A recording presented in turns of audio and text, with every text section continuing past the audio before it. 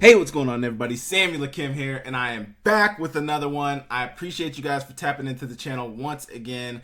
I got a great show for you guys today.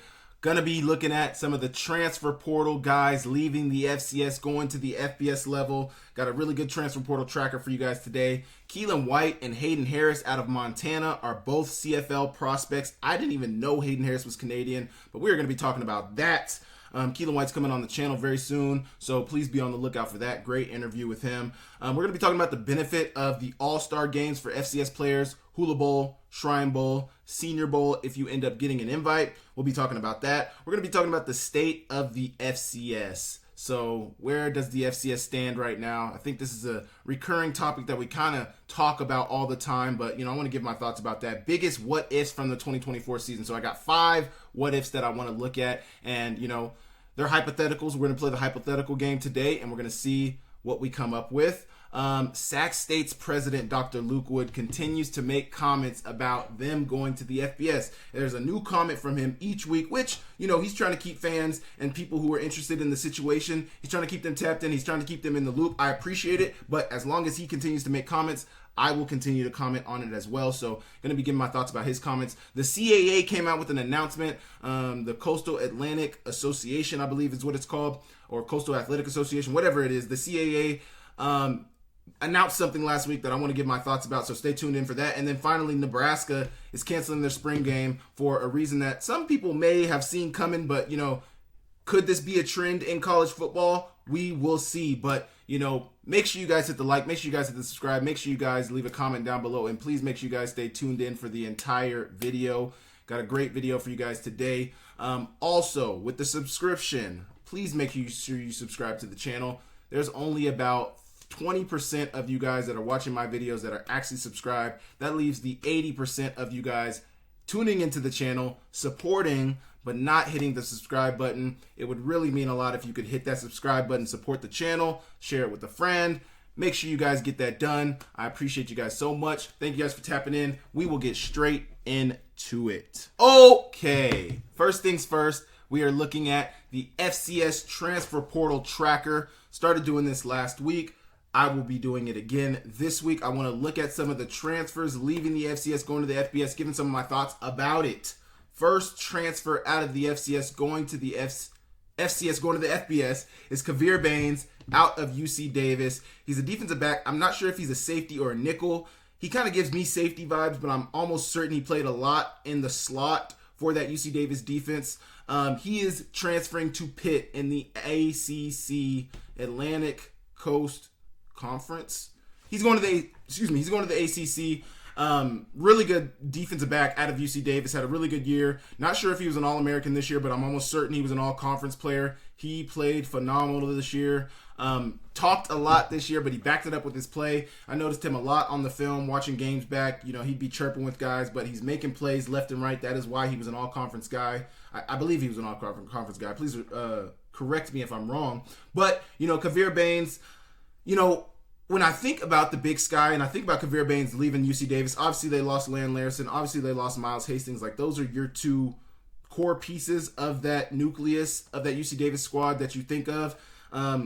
When you look at the Big Sky, and this may be a fact for the entire FCS, it seems like you're just reloading every year, because I think about the Big Sky right now and it really seems like it's up in the air currently. I don't know why it's so hot in here. It really seems like it's up in the air currently. It seems like every year these teams are having to reload. Obviously with the Montana States last year and Montana this past year, or Montana State this past year and Montana this past year, you look at some of the talent, and even UC Davis, and even Sac State, you look at some of the talent they return and you're like, oh, they could be good this year. I think of the Big Sky this year, Montana's returning some talent. They got a quarterback returning. They got their running back returning.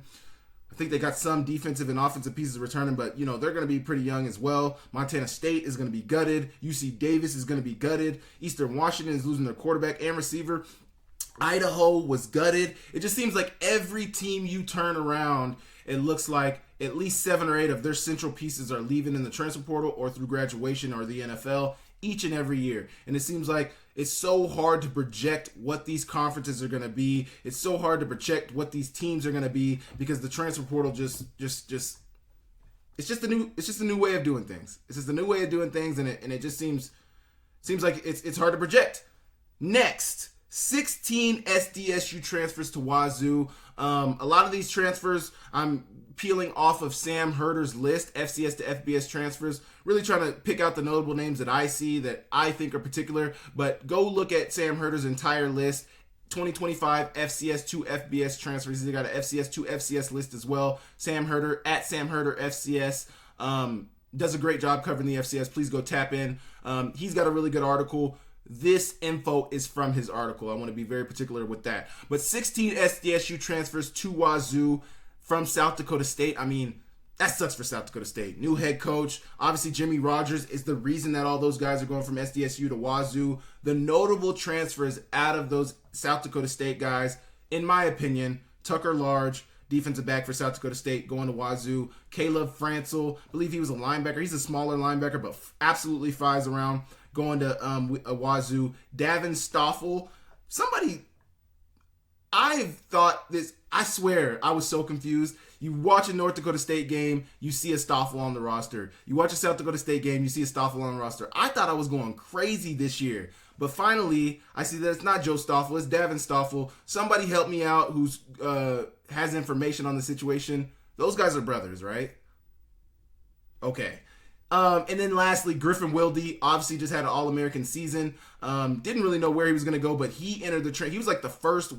He was the first South Dakota State guy that entered the transfer portal that I think really made people's ears perk up, because it was almost like Griffin Wilde entered the transfer portal, and then the head coach Jimmy Rogers took the job at Wazoo. So it was almost a guarantee. You knew exactly where he was going to end up, and sure enough, he ends up at Wazoo. Now, my question is, obviously, these players are at the FCS level for a reason. Now, obviously, South Dakota State, North Dakota State, the way, especially South Dakota State, the way they played the last 2 or 3 years, they are really levels above a majority of the FCS competition, if not all of the FCS competition outside of North Dakota State, Montana State, and some of those South Dakota maybe even. But, outside of those 3-4 teams, South Dakota State is in a conversation all of their own. And my question is, even though you understand what these guys bring to the table, being their head coach at South Dakota State, now their head coach at Wazoo, there's a reason they were at the FCS. So do you think or know that they will translate to the FBS level? And now, everybody who's played FCS football fully understands that there is not a huge difference between FCS football and FBS football. Some of the biggest differences are the front seven, offensive line and defensive line. And then another big difference is the scholarship limit. So you usually are able to have more scholarships at the FBS level. So you're probably going to get better players at that level. And obviously everybody wants to play FBS before they go FCS. So you're usually getting a better crop of players at the FBS level. My question is, what makes you think that every player on this South Dakota State roster that you brought to Wazoo is going to be able to translate to the FBS level in terms of strength, in terms of their skill level, in terms of their play, in terms of their intelligence? I mean, all of that. The level of play goes up. That means the defenses are going to be better. The offenses are going to be better. The schemes are going to be better. The play calling is going to, everything is going to be better. So 16 SDSU transfers to Wazoo. That is, a big talking point in FCS circles this offseason. Obviously, Jimmy Rogers won back-to-back national championships, lost in the semifinals this year, and now he's gone. Some fans aren't happy. Some fans are, it is what it is. He got 2 national championships or 1 national championship out of him, but he was a DC for the first one. So, interesting from that standpoint. Next, you have Danny Scudero, wide receiver out of Sac State, going to San Jose State, staying in the area. I think Carson Conklin is still at Sac State. I'd have to check, but I believe Carson Conklin is still there. But I think Danny Scudero is an older player. He's trying to get some exposure, wants to play in the NFL, I'm sure. San Jose State is just losing Nick Nash, the Triple Crown winner. Now, obviously, Harold Fannin finished above him in receptions and yards, or reception. It might have been receptions and yards, but after the finish of the regular season, Nick Nash was ahead of him. But Danny Scudero looking to be their guy at San Jose State. I don't know if they're bringing him in to be a guy, because no offense, but Danny Scudero wasn't a guy in the Big Sky necessarily. I don't know if he was he wasn't all conference. They were a terrible team this year, not because of him, but it's interesting to see some guys who Because when I think of the transfer portal, I think of a Griffin Wilde. I think of a Mark Hamper. I think of a Jordan Dwyer. Guys who had over 1,000 yards, were staples on their squad, and truly balled out to go to another spot. Now, was Danny Scudero the number one at Sac State? Sure. I think he might have been. But I don't know. He didn't wow me by any stretch when I watched him. And that's not to say his game isn't good. I haven't necessarily watched his game a ton. But when I watched Sac State games, he jumped out from the aspect of, he would make a play here or there, and he's a shifty guy, but he didn't wow me by any stretch. So it's interesting to see them bring in a guy. Like, I would think as an FBS school, you would want to bring in the guys, a guy who was a guy at a school at the FCS level. I'm bringing him in to the FBS level, but you never know how these coaches are thinking about it. These recruiters are thinking about it. They have a way that they're doing things. Maybe he's going to be a number 3. Maybe he's going to be a depth guy. Who knows? But Danny Scudero out of Sac State. Tyre Brooks out of NAU he's a wide receiver out of NAU, going to UTEP. NAU, another squad, gutted. Alex McLaughlin, their safety, gone. Can't remember what their quarterback is doing, but they were a middle of the pack team. They made the playoffs, they didn't get necessarily blown out. They got blown out because they didn't put up any points, but the score wasn't super crazy. But they're absolutely gutted. Once again, NAU. Tyre Brooks going from NAU to UTEP.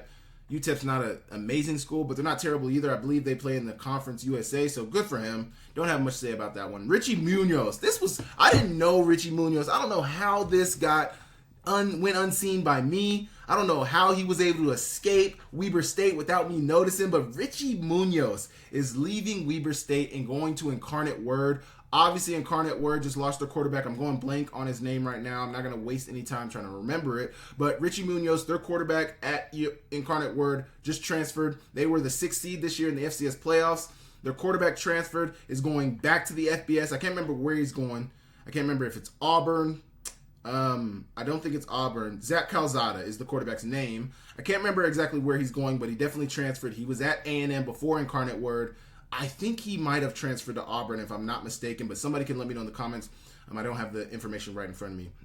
But Richie Munoz, Weber State wasn't a great team. Now, I don't know if they're bringing, Richie Munoz was a starter. Let's just say that first and foremost. He was a starter at the FCS level, and this is one of those FCS to FCS transfers that I'm talking about. Richie Munoz, quarterback at Weber State, now going to play in the Southland for Incarnate Word. They were a seeded team last year, but I know I can't remember if Jalen Waltall is returning, but Tristan Smith, one of their other top receivers, is gone as well. So it'll be interesting to see, what they're able to do. I believe Richie Munoz is from Arizona, so going down to more warmer weather in San Antonio, area, which is where Incarnate Word is, I believe. But, that was an interesting one for me, not because of his level of play or anything. Obviously, he balled out in Missoula, as guys usually do. Either they play really good or they play really bad. There's usually no in between. It's like the quarterbacks are going to go crazy or they're not going to show up at all. Usually the latter, but you have a rare Richie Munoz situation where they absolutely torch the Montana defense. And, we'll see. I don't know who they're bringing in as well at Incarnate Word as well as Richie Munoz, but, they got Richie Munoz, a starter at the FCS level, so we'll see from there. Another FCS to FCS transfer, Kekoa Visperis, the quarterback for Efton Chisholm, the top receiver, in my opinion, coming out of the FCS this year into the draft. Eastern Washington to Tennessee Tech. Now, obviously, Eastern Washington wasn't great this year, and I think when you think of from a Kekoa Visperis perspective, I already highlighted it. The receivers outside of Efton Chisholm this year did not have any stats, man. Efton Chisholm had about 1,300 receiving yards this year. Their next leading receiver had about 200 yards, a little over 200 yards this year. I think it was 215 if I'm not mistaken. That is insane. From a Kekoa Visperis perspective, you enter the transfer portal because you're looking, my number one's gone. We only won 2 to 3 games this year, 3 or 4 games this year. We were not good. We're losing, I believe, Aaron Best. Did they lose Aaron Best? I can't remember if they lost their head coach, but I would not want to be there either if I was Kekoa Visperis. When you see Tennessee Tech at first, he had a Montana offer, so you think of that situation, but also they have Keali Ayat there. So from Kekoa Visperis' standpoint, you're like, I don't want to go somewhere where they have another starter. I want to go somewhere where I'm gonna be the guy. So I'm sure Kekoa Visperis was sought after. He's a very accurate passer of the football. He's not gonna put the ball in harm's way a ton. He takes care of the ball. When you look at it from that standpoint, you're like, Tennessee Tech, I'm going to be the starter. Are we going to be competitive? Probably, maybe, but I'm going to be a starter. I'm sure he probably wanted an FBS offer, but he's a little small on the smaller side. So when you're looking at recruiting him from the FBS perspective, you're probably looking at the height and like, But Kekoa Vispris to Tennessee Tech. Tuna Al-Tahir, another Eastern Washington running back, going to Stanford. So staying on the West Coast, but going to Stanford. He was a good back this year. They had a really good offense at Eastern Washington, but it wasn't about their offense. It wasn't about their offense. It was about their defense. It's usually about their defense when you talk about Eastern Washington, and that was the situation this year. So their running back is leaving, going to Stanford. While we're on the topic of Eastern Washington, I also have an Efton Chisholm interview coming soon. Don't know if it will already have dropped before this video drops on Tuesday, but be on the lookout if it's not already out for that Efton Chisholm interview. Really good conversation with him as well. You got Cole Gonzalez, quarterback. Now this one, another very interesting one for me because you go from Western Carolina, obviously weren't great this year. Were projected to win the Southern Conference. Did not win the Southern Conference. I believe you were a middle of the pack team. Weren't great. Didn't start the season out great. Lost to Campbell. Lost to Montana in a close game. Lost to Mercer in a close game. The winners of the SoCon Conference. But, this one's interesting to me because Cole Gonzalez, I'm almost positive Cole Gonzalez committed after that Wazoo quarterback had already committed. So, from my standpoint, obviously Cole Gonzalez in this situation is betting on himself 100%. Going to a school like Oklahoma where I'm sure he had probably lesser offers. I mean, you're going to the SEC. You're going from the SoCon to the SEC, baby. Like, this is not no joke. And they already brought in a guy who I believe they're bringing in to be their starter. So, from my, why? Obviously get out of Western Carolina. Sure, I understand that. But then to go to Oklahoma, I mean, is that going to get you there, Cole? Is that going to get you there? I don't know. I look at it. Sorry, these notifications just popped up on my screen. I'm trying to get them out of there. Okay, but you go to Oklahoma. I mean, I'm sure he probably had some schools that were close to Oklahoma. Maybe, some FBS schools, maybe some G5 schools. I mean, I don't know. Bet on yourself, Cole. I hope it turns out good for you. I hope we're talking about Cole Gonzalez from the FCS starting at Oklahoma. I'm an Oklahoma guy. I'm not an Oklahoma fan. I'm from Oklahoma. So, wish you all the best. And then we got two more on here. Tristan Smith, wide receiver out of Incarnate Word, going to Clemson. Now, the reason I put this on here is because Dabo Swinney does not usually dip into the transfer portal. He has been one of those coaches that's like, we are not going to do it. We are going to stick with our high school recruits, which I don't 100% disagree with. I do appreciate some of those coaches that are like, we're still going to develop out of the high school level. We're going to bring in high school recruits and we're going to develop them and they're going to turn into stars. I appreciate that. Clemson was in the college football playoff this year. So, I mean, you can look at all these schools who look at the transfer portal. Ohio State spending a bag to win that national championship. Or you can look at Clemson. They made the college football playoff. That's where everybody wants to be. Tristan Smith, a wide receiver out of Incarnate Word. He had about 940 receiving yards, 6 touchdowns. He is going to Clemson. So Dabo Swinney, dibbling and dabbling into the transfer portal, trying to see what he can get. Last, but certainly not least, we got Elijah Tolliver out of Sac State. I didn't even know about this one. And let me check my list from last week to see if I had put him on here. I didn't put him on here last week. Elijah Tolliver going to Michigan State in the Big Ten out of Sac State. Now, I don't think this isn't surprising to me at all. I think Elijah Tolliver is a really, really good football player. He's very athletic. He's not the biggest back in terms of weight. He's a little on the skinnier side, slimmer side, but he's a very good athlete, good catcher of the football out of the backfield. And then obviously he makes plays in the running game. It'll be interesting to see what Michigan State plans on doing with him. I didn't even see this one anywhere, man. I didn't see this one anywhere. Maybe I missed it, not seeing it on my timeline. But Elijah Tolliver going to Michigan State is big time for himself. Obviously, Sac State's losing a good player, but, had no idea that guy was going to Michigan State. That's the second Big Sky player that I've seen going to Michigan State. They got Connor Moore, the tackle coming out of Montana State, going to Michigan State as well. So that's my transfer portal tracker. You guys can let me know what you guys think about some of the thoughts I had about the transfer portal tracker, some of these guys. Who do you think is the most significant guy I mentioned leaving his school, going to another school? Do you guys think the Cole Gonzalez one is significant? Richie Munoz, the 16 out of South Dakota State. You guys let me know in the comments down below, and I will move on. Okay, next, I wanted to talk about a few CFL draft prospects, and in all fairness to my viewers, I've not done a ton of research on the CFL draft, so, I'm only talking about these two players because I cover the Big Sky Conference and because they are actually Canadian and because, they are in the top 10 of the top 10 CFL prospects. If I'm missing some FCS guys or even some Big Sky guys, let me know in the comments down below. This topic just stood out to me. One, because I just had Keelan on the channel, so he's got an interview coming up, going to be dropping on the channel. But also, come on, I'm a Grizz, bro. Come on, man. Anyway, Keelan White ranked number 5 on the CFL prospects list, dropped by, I believe it was the CFL's official, CFL web, Instagram or Twitter that dropped these rankings. But then you have Hayden Harris, who I guess is a dual citizen or has dual citizenship with Canada and America. If I saw that, I can't remember if I saw that correctly, but he's ranked number 9. I had no idea that he was Canadian.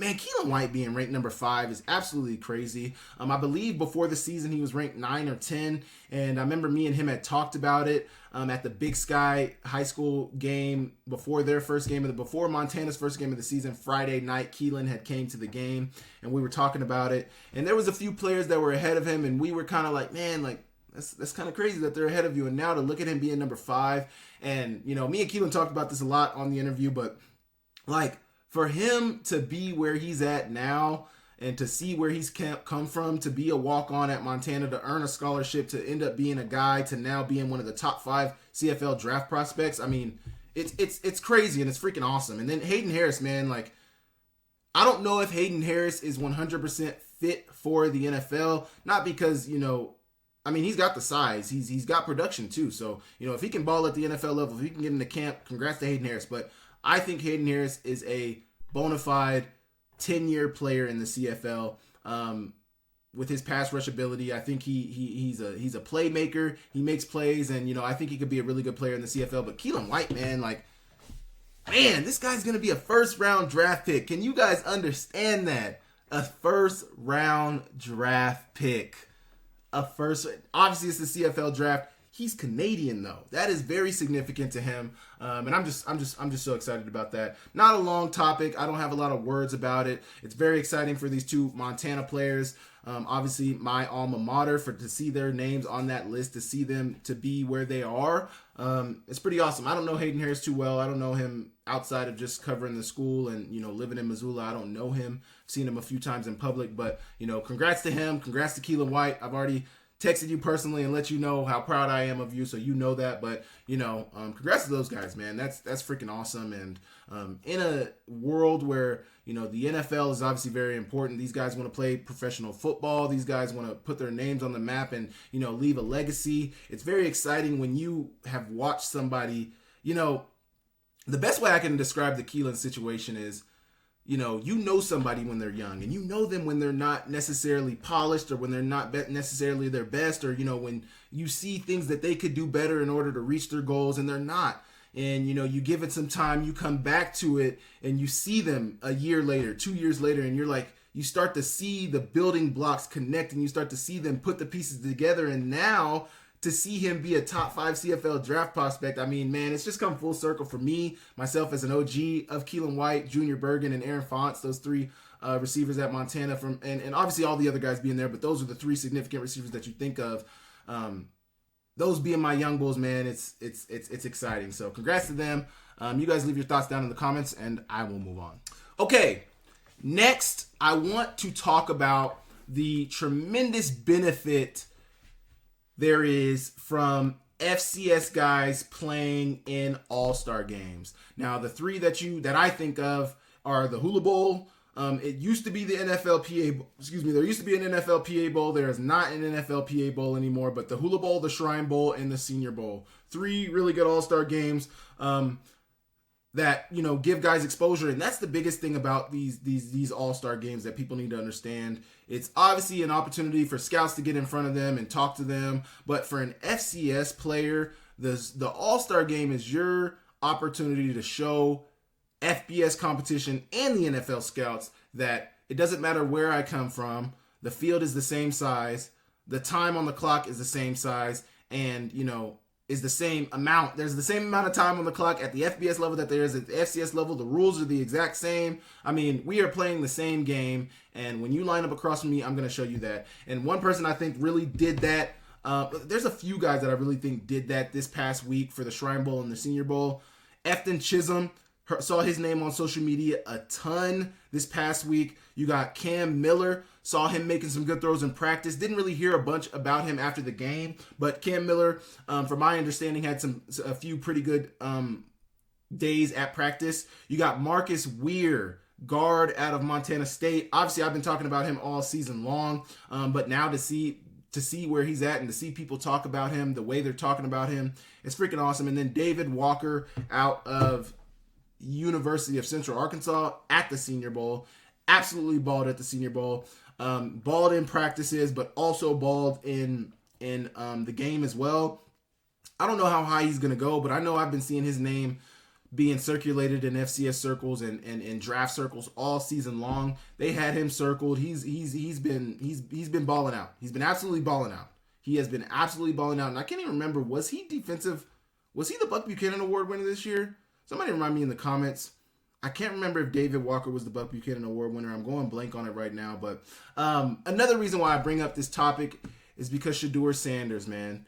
Thankful that FCS players had an opportunity to showcase the talent that's on that level. I think that's really cool for Shedeur Sanders to do that. He's not even saying anything crazy, but he also had liked a tweet. He also had quoted a tweet with the fire emoji from Marcus Weir. We can go back here and find it. Marcus Weir, he quoted this tweet about Marcus Weir. Oh no, what just happened? Everything disappeared. Either way, just really cool. Just really, really cool. I guess I just noticed that my second camera wasn't even changing anyway, so you guys couldn't see anything anyway. But Shedeur Sanders showing love to Marcus Weir and all the FCS players is freaking awesome, man. Like, and he understands. He was at Jackson State. Obviously, I think he went to Jackson State because his dad went there. But Shedeur Sanders understands that, you know, there is good talent at that level. He saw it firsthand. He saw the play. He played there, balled out at that level. And, you know, now we're seeing what we're seeing. The All-Star games are an amazing opportunity, are a freaking amazing opportunity. I think it's really big for the scouts. The scouts understand that. And let me speak on the scouts' perspective of it. When scouts are analyzing film, they are looking for from the FCS level. If you're an FCS guy and you're looking to play in the NFL at the FCS level, the scouts want to see you stand out. So if you're not creating separation at the FCS level, if you're dropping a ton of passes, if you're not making plays, if you're not a guy, like not necessarily if you're not a guy, but like if you're not standing out on the tape, the scouts don't see you as a benefit to them. They don't see you as somebody who can add value to an NFL roster. If they're recruiting or scouting an FCS player, they want to see you stand out. They want to see it on the film. And this is how it was described to me years ago, is they want to see you stand out. So creating separation on routes, significant separation on routes, constantly being open, constantly making big plays, living in the end zone. I mean, they want to see it that this guy obviously is on a different level than everybody else he's playing against. That's what they want the film to say from an FCS player's perspective. So then, say you don't necessarily stand out on film as an FCS player, but you end up getting a Hula Bowl or Shrine Bowl invite because your stats check out and the numbers check out. Now they want to see you against FBS competition. So your stats check out, but the film doesn't necessarily say that you are a standout guy. Bring them to an all-star game. You get to the all-star game, you ball out against other FBS draft prospects, other guys with second, third, fourth round draft grades. I mean, you got to think, these FCS guys have draft grades on these guys. So if I have a second round draft grade on this corner and me as a receiver goes and torches this corner for 3 practices straight, either his grade needs to change or my grade needs to change. These things ain't something ain't right. So that's why the All-Star games are so awesome, is because it gives you an opportunity to be, as an FCS guy, like, oh, you're the top guy on their big board. Let me go show you why I should also be on their big board. Because if I get 3 catches against you in practice or whatever it is, if I'm balling out consistently against you, not even just one guy, but a bunch of guys that have draftable grades on them. If you, as an FCS guy who's projected to be a UDFA or a priority free agent, you go and ball out against these guys, it changes the conversation a little bit, and it makes it so that, when they go late in the draft and look at who should we bring in as a UDFA, who should we sign as a priority free agent, who should we bring in for a workout even, they are going to refer back to what you did at the All-Star game, and they're going to refer back to your film. I mean, the film is going to tell the whole story, but I think those All-Star games are a big piece of it. But ultimately, the All 22 is the best film that you can get. The in-season All 22 is what is the full story on a player. So for any FCS guys out there watching, let your film speak for itself, but stand out, brother. Stand out. Be different. Practice different. Work different. And let your play speak for itself. You guys let me know what you guys think about All-Star games. Do you guys think they hold value, or do you guys think they're just a money play? Do you guys think they're just an opportunity for... Who knows? You guys let me know in the comments, and I will move on. Okay, next. We're going to skip the State of the FCS topic, and we're going to move it to next week, and we're going to get straight into biggest what-ifs from the 2024 FCS football season. Now, these are really centered around a few teams. Obviously, some of the better teams in the FCS this year. The first one's a little bit of a biased question. It's a personal question, not necessarily a personal question, but a question that I want to know the answer to. But the others are centered around the top teams in the FCS from this past season. So, number 1, what if Montana beat UC Davis or MSU or both? What would have happened? So, Montana's record after the season, I think they had 9 or 10 wins. I think they might have been 10-4, 9-4. I can't remember. Let me look it up right now. But what if Montana beat UC Davis or Montana State this past year? Montana finished the season 9-5. Dang, that's crazy. That's right, because 5 losses was the man. So say they beat UC Davis, then they're 10-4. Say they beat both UC Davis and Montana State, then they're 11-3. That's a really good record. And, if they beat those two teams, they're probably a seed, and they're probably, it's so crazy to play the what-if game with these Montana teams, because it's like, obviously, if they beat UC Davis, they're probably a seed.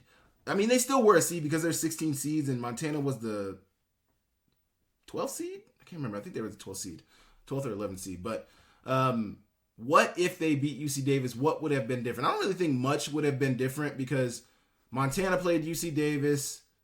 And then did UC Davis play Montana State? Is that how it worked? Montana, UC Davis, and UC Davis, Montana State. I think there was a game in between there. Then I think it was UC Davis, Montana State. But Montana beats UC Davis. No, let's play a different what if. What if Montana loses to UC Davis but beats Montana State? Does Montana State still make it to the national championship? Does Montana make it deep? I don't think either of those wins... First off, I don't think Montana was going to beat those teams. I thought they had a chance during the season, but looking back on it, I truly don't think Montana was better than they weren't better than either of those teams. So I don't think they beat either of those teams, and I don't think that beating those teams changes the outcome with the makeup of the team that they had this year. I don't think beating either of those teams changes what happened to them this year. Based on what you saw from Montana this season, they weren't supposed to beat UC Davis and Montana State. They just weren't the team to beat either of those squads. They had the squad, they had the pieces to beat both of those teams, but they weren't the team that they needed to be in order to beat those squads, if you're following what I'm saying. So they had the talent, but as a collective, the team itself was not made up to be able to beat either of those teams because of the quarterback situation, the defensive woes that they saw.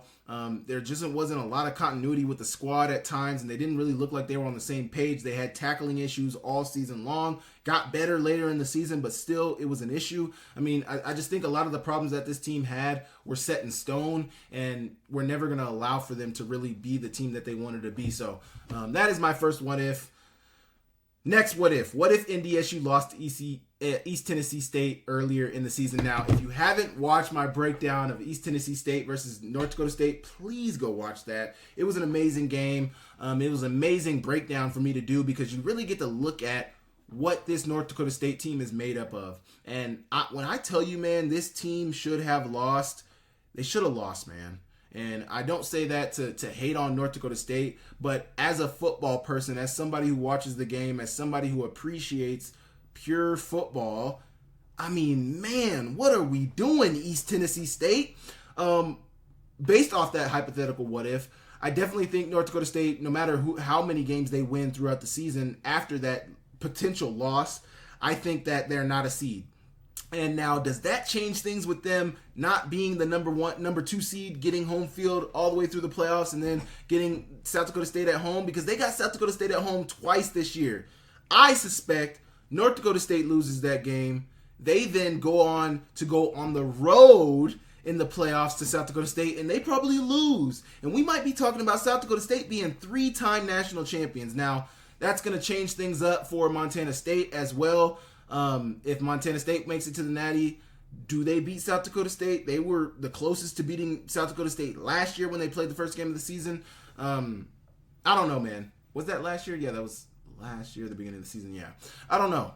But, it definitely changes things for North Dakota State. They're definitely in a different position. That East Tennessee State game, man, that might even change East Tennessee State's season. You got to think, man, like, momentum is real. And cohesive, like, when you get momentum, I mean, I was literally just reading some studies. I'm in graduate school studying for sports psychology, getting my master's in sports psychology, and I'm very interested in momentum. I love sports psychology. I love, thinking about the mental game. I love thinking about helping players reach their optimal performance, all that good stuff. I was looking at some articles about momentum, and I remember a comment that I saw last year. I did a video on momentum. It's like, is momentum real? Is it not real? And it was a little, it's still very early on in my YouTube career, and the video wasn't super great, but I remember the comment, somebody was like, nah, there was actually a few comments, I think, but people were like, no, momentum's not real. Momentum's just a concept. It's just something that people talk about all the time, but it's not actually real. Momentum is mentioned in peer-reviewed, empirically researched articles where it talks about what momentum is, what causes momentum, all of that good stuff. So just my 2 cents there about momentum. Maybe I'll do another video about momentum and update it this year. Okay, number 3. What if Mark Gronowski decided to transfer after the 2023 season? So, obviously, this was definitely on the table for Mark.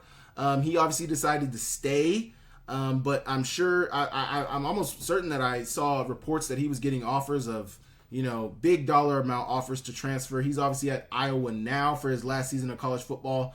I thought he was done after this year. I didn't think he had another year. But what if Mark Gronowski transfers? What does that team look like? Do they bring in another quarterback? Do they hang with Chase Mason? I mean, what do things look like at South Dakota State? I mean, there's probably, you got to think about it from this standpoint too, about certain players transferring. South Dakota State wins the Natty last year. Mark Gronowski transfers after that Natty last year. Griffin Wilde's probably gone. Tucker Large is probably gone. Adam Bach, does he hang around? That offensive line, Angel Johnson, Amir Johnson, are those guys still there? One player transferring can really be a domino effect on the rest of the team, especially a player like Mark Gronowski. Imagine you're on the Chiefs and Patrick Mahomes out of nowhere just retires. I'm sure Travis Kelce's probably going to retire. I'm sure Andy Reid is going to consider retiring. I'm sure some of their offensive line, defensive players like Chris Jones is going to think about, man, do I still want to play? Their team is going to look different. When you have a player like Mark Gronowski, and obviously Mark Gronowski is not Pat Mahomes, but at the FCS level with the winning he's done, it's the comparison I can make. Man, when you have a player like that who transfers, you're like, man, like, we have nothing, man. What are we even playing for anymore? it's very demoralizing when you know how much of a difference that player can make. That's my third what if. I'm gonna get this thing rolling. I'm doing a lot of talking. What if NDSU beat Colorado to start the season? Woo! I don't think that really changes anything. Maybe they go undefeated instead of just losing two. They lost 2 games actually, though. So they were 10-2 after the regular season. They lost the last game by 1 to South Dakota, and then they lost to Colorado. I still think they lose to South Dakota in the same manner that they lost. They're probably 11-1. That was really not a great, hypothetical. I just always like to think about that hypothetical because I think they could have won that game. I think they were in that game. I think they had an opportunity to win that game. I think part of me thinks maybe they should have won that game. They didn't make the plays, though. And Shedeur Sanders, Travis Hunter, and the Colorado Buffaloes did. But nothing, that's a weak what if, because nothing really is going to change if they beat Colorado. Maybe things change for Colorado, Shedeur Sanders, Travis Hunter, and those guys. But for North Dakota State, they probably still win the Natty if they beat Colorado. So not a strong what if there. What if MSU loses the first game against New Mexico? Now, I just talked about momentum. I am of the belief that Montana State winning that New Mexico game in the manner that they won it, giving up 2 defensive touchdowns, being down, having to come back, Tommy leading a 2-minute drive at the end of the game, 10 seconds left of the game. Everything they did in that game in order to win that game, I think catapulted them into the rest of the season. I think it really gave them strong momentum. We just beat an FBS opponent with our backs against the wall, played our way, didn't, start to throw the ball around. We kept running the ball and were able to get the ball in the end zone multiple times in order to mount a comeback and win. I think that gave them momentum to thrust them into the rest of the season. Say Montana State loses that game and they're they don't have the same momentum. Do they have the same season? I don't think they do. And I will put it on momentum. And you momentum doubters can come at me in the comments. Please do. And tell me I'm wrong. Even you MSU fans. Got love for you guys. But I don't think Montana State has the season they have had they lost to New Mexico. And it's not hate. I've been giving love to Montana State all year. They were amazing this year. They were absolutely amazing this year. I am of the belief that they should have won the national championship this year. But that's neither here nor there. What I do want to say is I think the season looks differently if they lose to New Mexico. And I think it's solely based off momentum and just, what the mentality is going to be after a game like that. You win a game like that and everything's amazing. Obviously, as it was. You feel really good. Every spirits are on high. You want to go get another one. And they had the 1-0 slogan this year, too. That game perfectly encapsulated their 1-0. Go 1-0. Focus on New Mexico. They beat New Mexico. Who's next? I think they had Utah Tech after that. I can't exactly remember. But, things are definitely different. I'll say that. Things are definitely different. Those are my what ifs. You guys let me know in the comments if you guys want me to continue to do the what if segment. I think it might be kind of hard to do it, but you guys let me know what you guys think about the what ifs. You guys doubt some of these what ifs? What do you guys think about it? Leave your comments down below and I will move on. Okay, Sac State President Dr. Luke Wood on going FBS. We've been doing this for the last couple of weeks. He's been making comments. I've been giving my comments on his comments, giving my thoughts about his comments, and we got another. So he tweeted this week, and I want to read it to you. Hang in there with me. It's a little long of a statement, but he tweeted it. We're going to read it off, and then I'll give you my thoughts about it afterward. When universities make the transition to FBS, they experience many benefits. One of those benefits is an increase in out-of-state applications, usually somewhere between a 20 and 30% increase. So there he's touching on the fact that going FBS makes the school more attractive for prospective students wanting to come to the school. Out-of-state students pay a higher rate because of their families have not paid into the California tax system. So he's explaining why people pay more fees coming out of state for out-of-state tuition. That means more resources for the campus to hire faculty, open courses, give scholarships, and resource the student experience. An investment in football is an investment in enrollment. This is especially critical in budget times such as these. So basically saying us going FBS is good for all of Cal State Sacramento, which if you didn't know is the name of Sac State. Cal State, it's part of the California, he just mentioned it. It's part of the California school system, California tech system. But there's Cal State, Cal State Fullerton, Cal State Long Beach, I believe. There's a bunch of Cal State schools in California. Sac State is one of them. Cal State Sacramento. Man, he's mentioning that us going FBS is not only good for us, in terms of competitive advantage, in terms of recruiting, in terms of being able to pay our players, in terms of all that stuff, but it's also an advantage for more money, more resources in our pockets.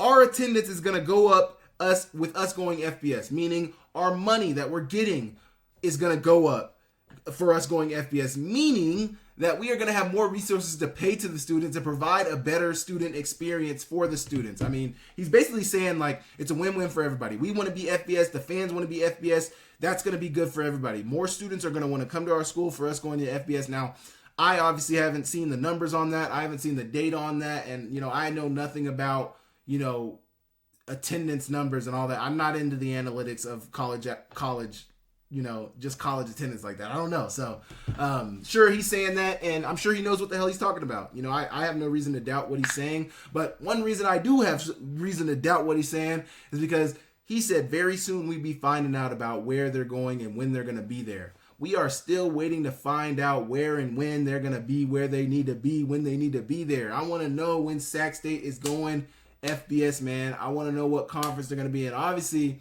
it looks to be the Pac-12, which is my first assumption that they're going to be Pac-12, but we have no idea, man.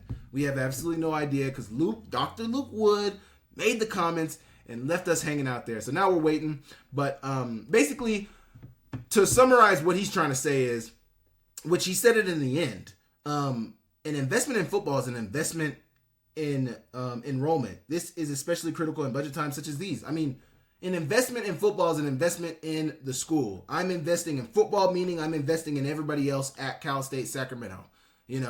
I mean, he's trying to, I think what he's trying to do in making comments each week is he's trying to let people know like what's going on. Obviously, he knows the comments he made went viral. People were interested in him saying they were going to go FBS. People started talking about that. But now he knows that people are waiting like, what's going on? What's the word? Like, when we gonna hear something? And now, he's trying to, he seems like he just keeps leading us on. He keeps letting us know something's coming. He keeps giving us more information, but we have no idea with anything to go off of. So, you guys let me know what you think about his comments from last week, and I will move on.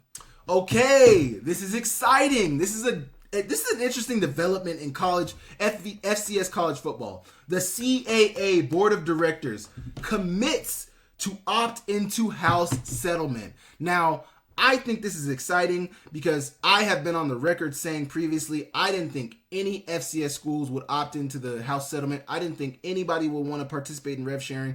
The reason I say that, well, I'm starting to think about something right now, but I'll get into that in a second. I didn't think any FCS conferences would opt into rev sharing because, the budgets don't really make sense for them to do it. Like, they're not making a ton of money. I mean, their football teams are probably at a lot of these schools, especially in the CAA football. I mean, even in the CAA, football is probably not making a ton of money. They don't have a ton of fans. Obviously the Delawares are getting fans. The Villanovas are getting some fans. But, even the best schools in the CAA don't have amazing attendance, which, is true for all FCS conferences. Even Missouri Valley Football Conference schools aren't always. I mean, South Dakota State won back-to-back national championships, and at one of their playoff games, they couldn't even sell it out, man. I mean, it's just the nature of FCS. So I didn't think any FCS conferences would opt into rev sharing. Sac State, out of the Big Sky, is saying that they're going to be opting in, and the entire CAA is going to be opting in. Now, to trace back to the Luke Wood comments about them opting in, does that mean the Big Sky is going to be opting in, or can each institution make a decision to opt in individually? And it seems like the CAA is making the decision for all their institutions. And the reason I said I just thought about something with the CAA has Villanova. Now, I can't remember, is Villanova part of the CAA for football or for basketball as well? Or are they in the Big East? I can't remember. They are in the CAA. Oh, no. Villanova does not compete in the CAA for basketball. Okay, that makes sense. They're in the Big East for basketball, which makes a lot of sense. Okay, so that takes the thought, because I was thinking like it makes sense that they would opt in because of Villanova, but Villanova's in the Big East, so that's completely different. Now it makes my mind go back to what I was originally thinking. How are they going to afford this? How much are all the athletes going to be making? I would love to have more insight on this. I mean, I'm very interested to see how this is going to work out, because you opt in, that means you're opting into paying your athletes. Do you have the money to foot that bill? And if you do, where is that money coming from? Are you going to be upping athletic fees? Are you going to be charging higher tuition? Are you going to be charging school fees? I don't know. What are you going to be charging? Are you going to be making students buy uniforms? I mean, I don't know. I mean, I have no idea, but it's another line item now for these schools that opt into the revenue sharing. Line item being football team, soccer team, volleyball team, basketball team. I mean, all those have to have a share of the pie. Hence why it's called revenue sharing. So we'll see. The CAA opting in, I think, is a good sign, though, because, even though I don't think it's very feasible for a lot of the FCS schools to do rev share, and I'm basing that off of comments that Sam Herder has made. I'm basing that comments off of comments that Culture Nuanez at Skyline Sports has made. All the people who know about the business dealings at the FCS level don't have a strong belief that a lot of FCS conferences will opt in. Now, maybe the CAA opting in changes those things, but I think it's exciting, because even though I don't think it's very feasible for a lot of these schools, I think it's going to be really cool. I think it's going to be really good for the athletes. I think it's going to try to alleviate some of those issues that you see with the collectives, maybe not necessarily at the FCS level, but just in general. I think it's going to cut the middleman out.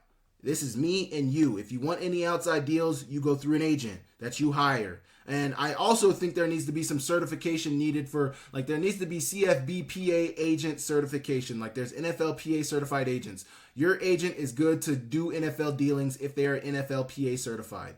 There needs to be a College Football Players Association, and their agents need to go through a verification process. They need to have certifications. They need to have something. Not that they necessarily need the Rich Paul rule, like you have to have a college degree in order to be an agent, but there needs to be some rules and regulations on who can be an agent. Also, there needs to be percentage locks on what an agent can charge. At the NFL level, I'm almost certain that the max an agent can charge is 5%. These agents at the college level charging 20% is absolutely ludicrous. I mean, if I get $100, you're taking 20 of my $100 for doing what? For calling the business? I could have called the business, man. They want me. They don't want you. I mean, that's my 2 cents on the agent. Agents play an integral role in sports. I'm not trying to shit on agents at all. I'm just saying there needs to be more checks and balances on the agents at the college football level. My 2 cents. What do you guys think about the CAA opting into rev share? You guys think it's going to be good? Do you guys think it's not great for the FCS? Do you guys care at all? Let me know in the comments down below, and I will move on.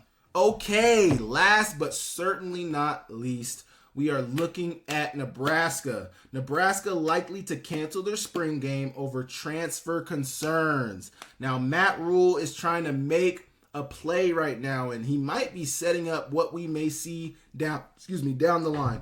So I got the article in here. The article was on ESPN.com. I'm not going to read the article, but I got a few quotes out of the article.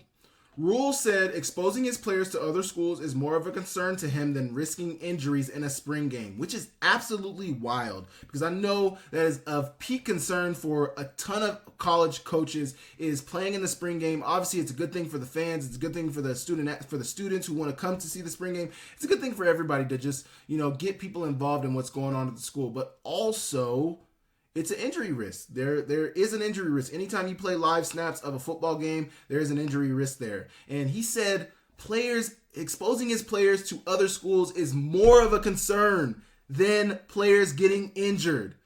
What are we talking about? Wide receiver Demetrius Bell and quarterback Bile Hill were hurt in last year's spring game and missed the season. Rule said live tackling would continue in scrimmages during spring practice. I should have kept that out of there. Guys are being compensated now. This is a quote from Matt Rule. Guys are being compensated now, and you're putting money behind some people, a whole other set of parameters. And you're putting money behind some people, A whole other set of parameters, Rule said. Yet, at the same time, you have to get good. Honestly, to me, it's about protecting the roster and protecting through that portal period. So basically, Matt Rule is trying to set a precedent at the college football level and say, we aren't going to play a spring game. We aren't going to put, because I believe, if I'm not mistaken, most of those spring games are televised, because like with the spring game, you don't necessarily, like with game film, all 22 film is available to everybody. But I think with the spring game, it's televised. So from that standpoint, any school can watch your spring game and see, oh, I like that receiver. Oh, I like that linebacker. Let me find somebody to hit him up and see if we can offer him $500,000 to come to our school. I mean, Matt Rule is trying to play it safe here and isn't trying to expose his players to any external influences. We are going to play this spring game. We are going to get through that spring transfer portal window, and we are going to have everybody back. I mean, I get where he's coming from, man. He is going to Nebraska, and what you ask of him at Nebraska is, I need you to turn things around. I need you to come here and win. I need you to come here and get us to a bowl. I need you to come here and get us to that damn college football playoff. Well, Matt Rule's looking at it like, man, how am I supposed to retain any of my players when we're televising every game? Obviously, during the season, the games are televised. But then during the spring game, we're televising our spring game, sending a message to everybody. Our freshman receiver who's been who's redshirted all year, goes off for 150 yards in the spring game. Next thing you know, his phone's ringing off the hook. Matt Rule does not want that to happen at all. So, I think there's other ways to go about that other than not playing the spring game. I think you just play your guys maybe a drive or two and then sit them down. Coach Houck tries to do something very similar. He doesn't play his guys a ton, the starters a ton. He's going to get more young guys, more guys that need reps. They're going to get those reps in the spring game. And, I think that's more of the way that Matt Rule should do it instead of, the fans love the spring game. And, think about people who don't get to attend the spring game that watch it on TV. Now, I don't know exactly how he's going about not doing the spring game and if it's about the televised aspect of it or what it's about. Obviously it's about transfers. He said himself it's about the transfer portal. It's about retaining his roster. But I don't know if he's not sending the all 22 to coaches and stuff. Outside of them having the game televised, I don't know how else outside people will be able to see the game. But I'm saying that to say you're cutting off your fans by cutting out the spring game. You're going to alienate yourself from the fans by cutting out the spring game because that is probably a tradition. People look forward to it. People tailgate. People put plans around it. People probably have travel planned around that spring game. And now you're going to say they're not going to do it or the event's going to be different. I mean, I don't know, man. It's a slippery slope. But I do see from a coaching standpoint, from somebody who's trying to build a roster, for somebody who's trying to retain his roster as it is, I get it. And, all these coaches around college football are trying to find ways outside of just spending money on how to retain guys. And it's virtually impossible without having dollar signs. So, if you don't have the money to be able to retain your roster, it becomes very hard. And, if anybody's got money, Nebraska has got money. They got a big fan base. I'm sure they have a ton of NIL money. I don't think NIL has ever been the problem for them. But, Matt Rule sees that. And, if somebody's able to pay the exact same money as him, money doesn't mean anything. That's why retaining his players and not exposing them to other things is important to him. So I get where Matt Rule's coming from. I think there's better ways to go about it, but I'm sure he's thought about this way more than me. So you guys let me know in the comments what you think about Matt Rule potentially canceling the Nebraska spring game, and what do you guys think the potential ramifications are going to be of it? What do you think the effect around college football could be on it? You guys let me know in the comments down below, and I will move on. Okay, I want to thank you guys for tapping into the channel this week. Like I mentioned throughout the video today, I got some good player interviews coming this week. I got Keelan White coming very soon. I got Efton Chisholm coming very soon. So please be on the lookout for that. 2 NFL hopefuls. Obviously, Keelan White, I would say, is a lot for the CFL, but NFL is obviously the first goal. And then Efton Chisholm just balled out at the Shrine game. And, now he's looking to, hopefully, I hope, be like a 6th or 7th round draft pick. But get on a team, get on a squad, and stay in the league for 10, 15 years. I hope. Nothing but the best for both guys.